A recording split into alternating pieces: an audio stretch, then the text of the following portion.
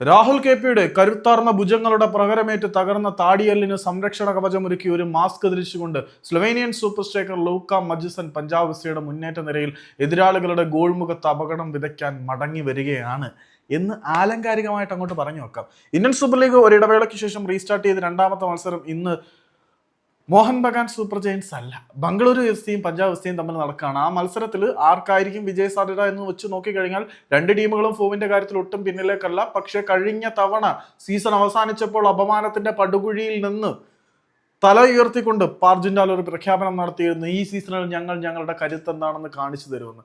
അതുകൊണ്ട് തന്നെ ജെറാർഡ് സറഗോസ എന്ന തന്ത്രജ്ഞന്റെ പരിശീലകന്റെ താളിയോലകൾക്ക് നടുവിൽ വിരിച്ചു വെച്ച തന്ത്രങ്ങളുടെ ഭാണ്ഡങ്ങൾ അഴിച്ചു വെച്ച് അവർ ഒരു പിടി മികച്ച താരങ്ങളുമായിട്ട് വന്ന് ഇന്ത്യൻ സൂപ്പർ ലീഗിലെ ഏറ്റവും എക്സ്പീരിയൻസ് ഉള്ള താരങ്ങളെ തങ്ങളുടെ കൂടാരത്തിലേക്കാക്കി പോയിന്റ് പട്ടികയുടെ തലപ്പത്ത് നിലയുറപ്പിച്ചിരിക്കുകയാണ്. അപ്പം ലൂക്ക മജിസൺ ഒരു മുഖംമൂടി അണിഞ്ഞ് തിരിച്ചു വരുമ്പം ബംഗളൂരുവിനെതിരെ പഞ്ചാബിന് എന്തെങ്കിലും നേടാൻ കഴിയുമോ എന്ന് കാത്തിരുന്ന് കാണാം.